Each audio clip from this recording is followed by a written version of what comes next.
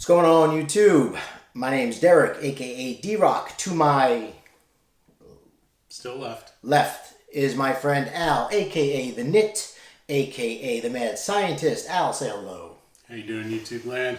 And we're going to do a show every 2 weeks or so. We're going to be calling it But It Was Suited. The poker show where we discuss topics, strategies, cash games, and tournaments. Discuss poker news, reaction videos to insane videos of bluffs and calls, and all kinds of poker-related topics. So, if you like poker, hit like and subscribe. First topic of discussion. Al, how long have we known each other? Going on about 15 years. 15 years. And would you say it's a safe assumption to say in that span we have played, over 100 sessions of poker, maybe 1,000 hours plus? That sounds about right. So you would definitely say you have a good gauge of how I play, and I would know your style as well. I would say so. Okay, so you start off. My style in a nutshell. Your style of poker is adaptable.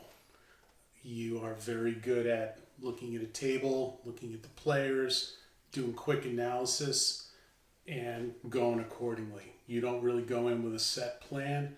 You go with what the table gives you. And I think that's a key to poker, using what the table gives you. I'll agree to most of that. Fair assumption. If I had to tell your style, I would say you're more of a numbers guy. You play the odds more. You factor that into a lot of your decision making, which is good. But and then you're on the conservative type with the occasional splash of aggression. I'll go along with that. Yeah, and I would say you're probably a better tournament player than you are cash game player, correct? I think that's what we've told each other for a really long time. Yes, exactly. Yeah, I'm a better tournament player. You're a better cash player. To be fair, the amount that I'm a better tournament player is much smaller than the amount that you are a better cash player. Oh. You're a far better cash player. Oh man, this is just. Oh, it's a kid show. I can't do that. Yeah, you Never can't mind. really do that. Sorry, edit that out. Anyway. So we can't swear. Yeah. No, well, I mean, it is a family show, but we'll see. Anyway, Who's so, topic. To play or not to play? That is the question. Buying in for, or playing at a poker room, going to a poker room, home game, what have you, with one buy-in. Is that a good decision? Is that good overall? The answer to that, just like every other answer in poker to me, is it depends. It depends on how much you're bringing, what constitutes that one buy-in. When you and I first started playing together, one buy-in was $100 at a 1-2 table. 50 big blinds, it gives you a little bit of space to play, but you can't sit around all night and wait for aces. It's a good way to, if you're a more conservative player like I am, it gives you a chance to develop a little bit of aggression, which you have to. You can't just sit and wait for aces all night. If you do, you're going to ante yourself to death. So you have to develop aggression, or you're just not going to win. You're not even going to have a chance. So the old saying, aggressive, that's... Aggressive poker is winning poker. There you go. Very aggressive. In our opinion, because we are recreational players. I have a full-time job. You have a full-time job. So who knows what the hell we're talking about? We don't know what we're talking about. Anywho, so give me some pros, if any, of buying in for just one buy-in. Like I said, you can't just sit around and wait. So if your bent is more toward the conservative Well, side, what's the pro to it? the pro is you have to learn. You have to learn aggression. If that's not your normal style, you've got to learn it. And there's no better way than to kind of put yourself behind the 8 ball right from the beginning. You don't have the luxury of sitting down with $300 or 3 buy-ins in your pocket. You are forcing yourself to learn aggression. See, I would say the pros, it's the most you can lose, but I guess that's a... That's true too. Cons the one buy-in. I can think of a bunch, obviously. What's your biggest con? Probably the biggest one, since the way how I like to play when I sit down in a cash game is basically for the first orbit, unless I'm dealt a monster starting hand, I'm observing the table. And if I'm there with one buy-in close to the minimum, again, like you said before, we don't have the time and the patience to really do that much. So that's a big con in my in my opinion. It is a big con. And another con would be that if you're sitting, like a perfect example, you're sitting down, let's say you're at a 1-2 no limit game, no limit hold'em game, you're buying for $100, and the stack sizes are 200 to 300, for the other stacks. You can't really bully somebody around too much. Right. It's really hard to be the table captain when you're the short stack. Yeah, so I mean, you got to really time your. I mean, it's got to be. You got to start from the beginning if you're going to do a bluff. Yes. So that to me would be the two biggest cons in my opinion. Okay. So, what I wanted to do was I wanted to test the one buy-in challenge, and for the next month I'm going to be playing 4 sessions of poker where I buy in for the table minimum. Disclaimer: the table minimum is 60 around here. To me, I'm making it 100 because that's the minimum I would ever buy in at a poker table. Would you agree?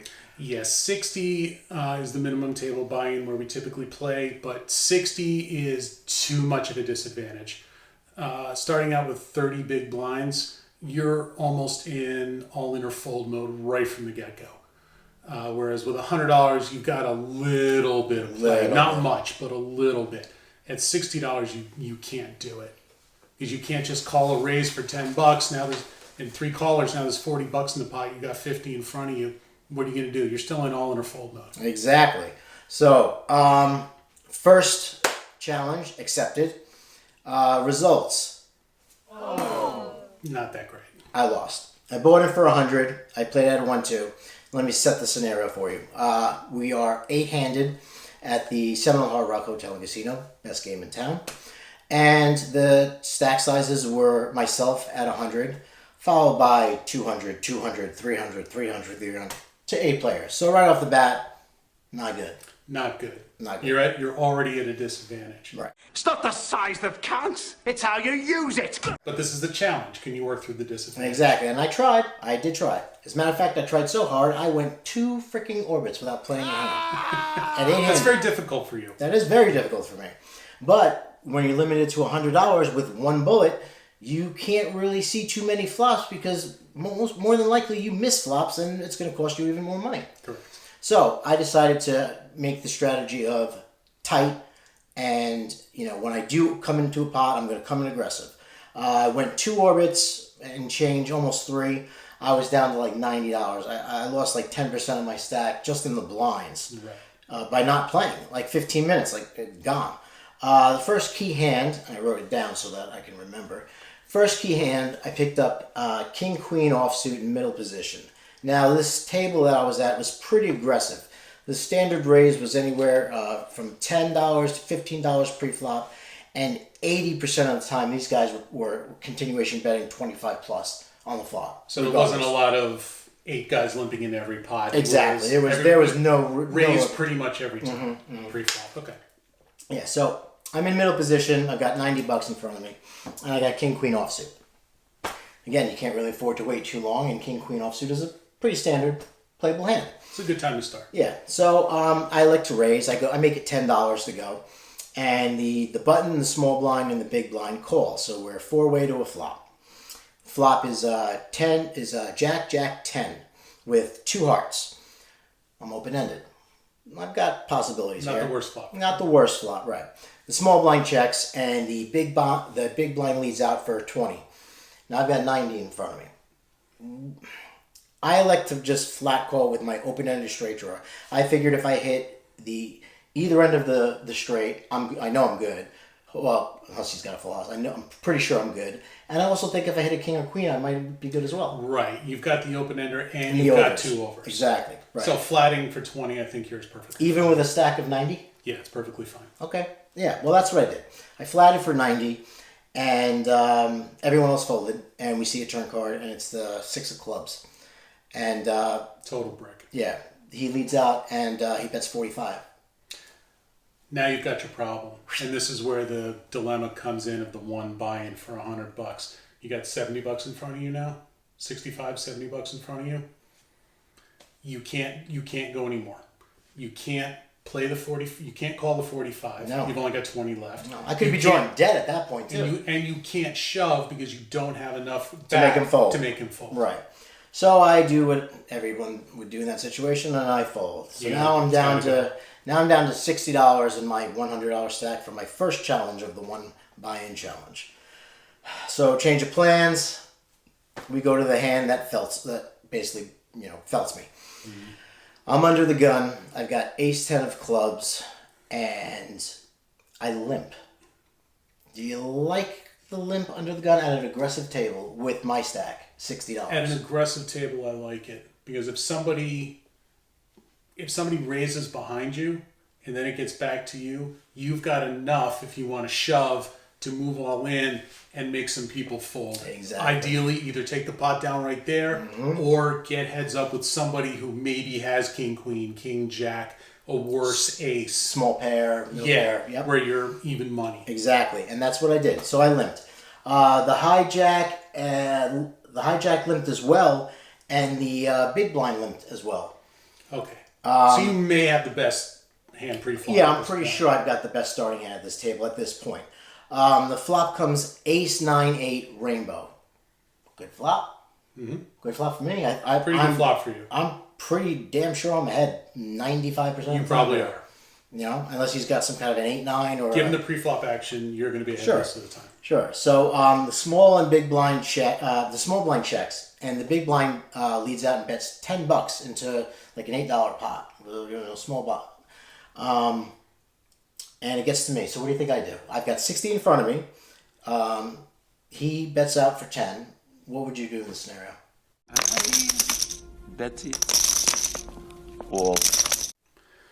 There is a school of thought that says calling is okay, a small raise is okay, but I like the overbet shove here. And that's what I did.